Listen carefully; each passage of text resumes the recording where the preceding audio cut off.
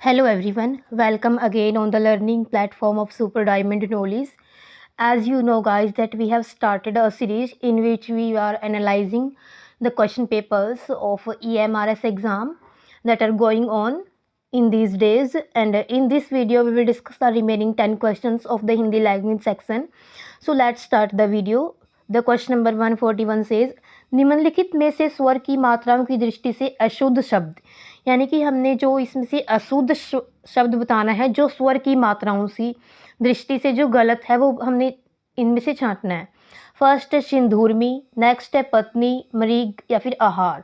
Guys जो ये तीनों वर्ड हैं पत्नी, मृग और आहार, ये तीनों सही हैं, लेकिन जो ऑप्शन वर्ड 1 में दिया गया है सिंधूर्मी, इसमें छोटी ई की मात्रा लगी मैं के ऊपर, तो ये है जो गलत है और हमने गलत ही छांटना था। तो इस क्वेश्चन का जो करेक्ट आंसर है वो ऑप्शन नंबर 1।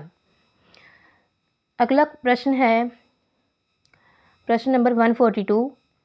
अनेक शब्दों के लिए एक शब्द के युग्मों में असंगत है, यानी कि जब वाक्यांश के लिए एक शब्द दिया जाता है तो इनमें से कौन सा है जो गलत है। सबसे पहला है अधिक दिनों तक जीने वाला, चिरंजीवी, बिल्कुल सही, ये सही है। बुरा आचरण करने वाला, दुराचारी, ये भी सही है। आदि से अंत तक, आद्योपांत, ये भी बिल्कुल सही है। लेकिन जो ये चौथे में दिया गया है आयोजन करने वाला, इसको आयोजक बोलते हैं ना कि प्रायोजक, तो ऑप्शन नंबर 4 इस क्वेश्चन का करेक्ट आंसर रहेगा। अगला प्रश्न है निम्नलिखित अनेक शब्दों के लिए एक शब्द के युग्मों में असंगत, इसमें भी हमने गलत वाला ही सिलेक्ट करना है कि इनमें कौन सा गलत है। अचानक होने वाला, यानी कि जो अचानक होता है उसको आकस्मिक बोलते हैं, बिल्कुल सही है ये।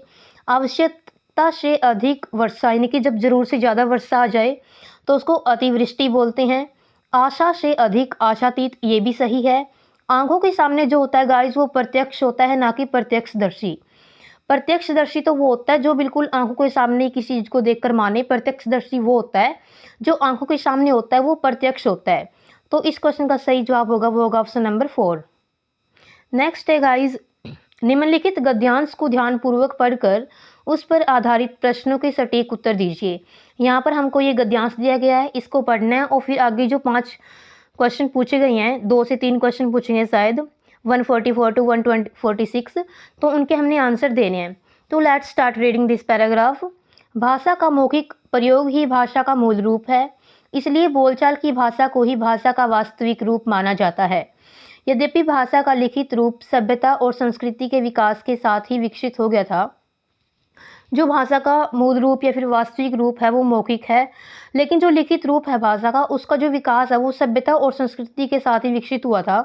परंतु मानव जीवन में लिखित भाषा की अपेक्षा मौखिक भाषा होती है जिसको हम बोलकर, यानी कि बोलकर अपने भावों को प्रकट करना, यही ज़्यादा इम्पोर्टेंट होती है, अधिक महत्वपूर्ण है। इसका प्रमुख कारण है कि हम अपने दैनिक जीवन में अधिकांश कार्य मौखिक भाषा द्वारा ही संपन्न करते हैं, यानी कि जो हम अपने ज़्यादातर काम है वो अपनी मौखिक भाषा के द्वारा ही हम करते हैं।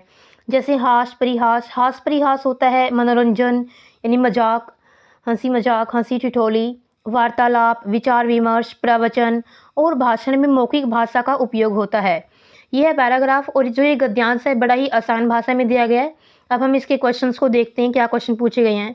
भाषा का वास्तविक रूप क्या है, इस क्वेश्चन का करेक्ट आंसर होगा मौखिक भाषा, जन भाषा, लिखित भाषा या फिर लोक भाषा। ऑप्शन नंबर 1 इस क्वेश्चन का करेक्ट आंसर रहेगा। जो भाषा का वास्तविक रूप है वो मौखिक भाषा है, ऑप्शन नंबर 1 इसका करेक्ट आंसर रहेगा। क्वेश्चन नंबर 144 देखिए, भाषा का लिखित रूप विकसित हो जाता है शास्त्रीय भाषा के द्वारा, सभ्यता और संस्कृति के विकास के द्वारा, मौखिक भाषा के द्वारा या फिर लोक भाषा के द्वारा। गाइस जो इस क्वेश्चन का करेक्ट आंसर रहेगा वो ऑप्शन 2 रहेगा, यानी कि सभ्यता और संस्कृति के विकास के द्वारा ही भाषा का लिखित रूप विकसित हो जाता है। ऑप्शन नंबर 2 इस क्वेश्चन का सही आंसर रहेगा। अगला प्रश्न है निम्नलिखित में से किस में मौखिक भाषा का उपयोग होता है, यानी कि मौखिक भाषा का उपयोग किस में होता है, लेखन में, भाषण में, हास्य परिहास में या फिर वार्तालाप में। गाइस अकॉर्डिंग टू यदि देखा जाए तो भाषण, हास्य परिहास और वार्तालाप तीनों में ही मौखिक भाषा का प्रयोग होता है। या तो क्वेश्चन ये पूछा गया होगा कि किस में मौखिक भाषा का उपयोग नहीं होता है, शायद वो PDF स्कैन करते टाइम इसके अंदर नहीं आई हो, जिस बच्चे ने भेजी है ये PDF। तो अकॉर्डिंग टू मी इसका जो करेक्ट आंसर है वो अगर नहीं पूछा गया है तो लेखन होना चाहिए, अदरवाइज B, C और D तीनों ही इसके करेक्ट आंसर हैं। निम्नलिखित में से किसमें मौखिक भाषा का उपयोग नहीं होता है? अगर क्वेश्चन में नहीं है तो लेखन इसका आंसर रहेगा। यदि ये पूछा है किसमें मौखिक भाषा का प्रयोग होता है तो सेकंड, थर्ड और फोर्थ ये तीनों ही इसके करेक्ट आंसर है। क्वेश्चन नंबर 147 देखिए, निम्नलिखित में से संधि नियमों की दृष्टि से अशुद्ध, हमने जो अशुद्ध बताना है इनमें से कि कौन सा इसमें से गलत है। अनाधिकार ये बिल्कुल सही है, ऐसे लिखा जाता है। दुरावस्था ये भी सही है, उपयुक्त भी सही है। लेकिन जो ये जगत गुरु है इसको ऐसे बिल्कुल भी नहीं लिखा जाता। जगत गुरु को गाइस ऐसे लिखा जाता है, सबसे पहले ज, फिर उसके बाद ग, फिर द और फिर द के पैरों में ग और फिर ऊ की मात्रा, फिर र और फिर बड़े ऊ की मात्रा, जगत गुरु। ऐसे इसको लिखा जाता है, ना कि ऐसे। तो इसमें हमने अशुद्ध ही छांटना था, तो इस क्वेश्चन का जो सही आंसर है वो option number third. Next question है क्वेश्चन नंबर 148, निम्नलिखित में से बहुव्रीहि समास कौन सा है? काली मिर्च, काली मिर्च में काली है जो मिर्च, इसमें कर्मधारय समास है। ध्यान मगन यानी कि ध्यान में मगन, इसमें अधिकरण तत्पुरुष समास है। मुख चंद्र यानी कि मुख है जिसका मुख चंद्र के समान है, यानी कि उपमेय में उपमान की जो तुलना की गई है, तो ये कर्मधारय समास का उदाहरण है। लेकिन जो ऑप्शन 4 है इसमें बहुव्रीहि समास का ये उदाहरण है गिरिधर, यानी कि गिरी को धारण करने वाला, यानी कि पर्वत को धारण करने वाला, यानी कि श्री कृष्ण। तो इसमें बहुव्रीहि समास है, यानी कि ऑप्शन नंबर 4 इस क्वेश्चन का सही आंसर रहेगा। नेक्स्ट क्वेश्चन है क्वेश्चन नंबर 149, निम्नलिखित में से भौरा शब्द का पर्यायवाची नहीं है? मनोभव, षटपद, मधुप, मधुकर। गाइज षटपद, मधुप और मधुकर तीनों ही भवरा शब्द के पर्यायवाची हैं, लेकिन जो मनोभव यानी कि मन के भाव ये इसका पर्यायवाची नहीं है, तो इस क्वेश्चन का ऑप्शन नंबर 1 सही आंसर रहेगा। क्वेश्चन नंबर 150, निम्नलिखित विलोमार्थी शब्द युग्मों में असंगत है, यानी कि जो गलत है इनमें से हमने वो बताना है, और ये अपोजिट वर्ड हमको दिए गए हैं। कुटिल, सरल, जीवित, मृत, आविर्भाव, प्रादुर्भाव, आगत, निर्गत। कुटिल का मतलब होता है मुश्किल, और सरल ये बिल्कुल सही है। अपोजिट इनके जो शब्द युग्म बनाए गए ये सही है। जीवित का जो विलोम मृत होता है ये भी सही है।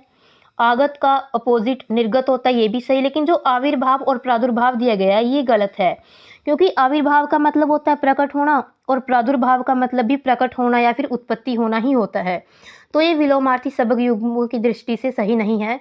ऑप्शन नंबर 3 इस क्वेश्चन का सही आंसर रहेगा। So guys, this was the video. In this video we discussed the remaining 10 questions of Hindi language section. And यदि आपको वीडियो पसंद आती है तो वीडियो को लाइक और शेयर करना ना भूलें। चैनल को सब्सक्राइब करें and press the bell icon also so that you can get the notification earlier. Bye bye, have a nice day, thanks for watching the video.